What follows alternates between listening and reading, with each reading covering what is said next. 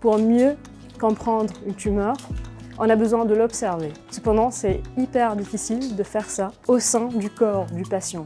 Comment garder le développement de la tumeur en dehors du corps du patient? Et c'est là où notre technologie intervient.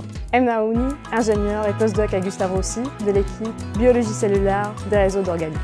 Donc ma mission dans l'équipe, c'est créer un environnement qui permet de développer des miniatures de tumeurs à partir de biopsies de patients. Il faut savoir que les cellules cancéreuses sont hyper exigeantes. Elles veulent un environnement adapté. Tout ce qu'on a utilisé anciennement dans les laboratoires, c'était des surfaces en plastique hyper rigides qui ne reproduisent nullement le micro-environnement natif de la tumeur. Donc pour cela, ce qu'on a fait, c'est qu'on a créé un tapis de microcavités où on a sculpté un hydrogel avec de la lumière.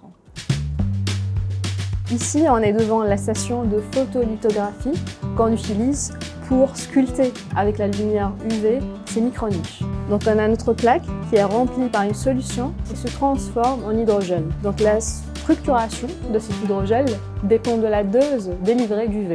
Ici, ce sont les micro-niches qui sont en train d'être sculptées en live. On a le suivi sur l'écran. Et cette architecture, en fait, elle est très importante parce que c'est ce qui permet une interaction très intime entre les tumoroïdes et leur environnement synthétique.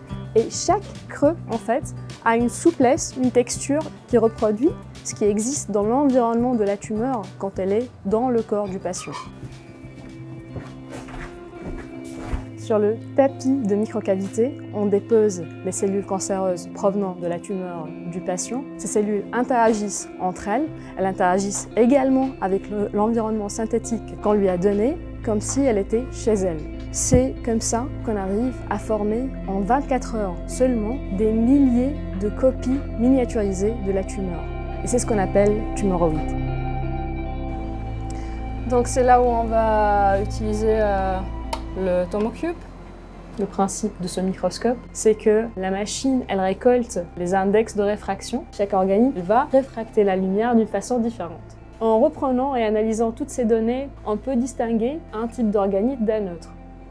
Et c'est l'avantage de cette technologie qui nous permet par la suite de construire l'image complète ou avoir une autopsie de ces tumoroïdes sans même avoir besoin de les couper. L'avantage de cette technique, c'est que c'est sans marquage fluophore et ainsi on peut avoir des interprétations plus correctes de la réponse au traitement sans avoir d'interférence.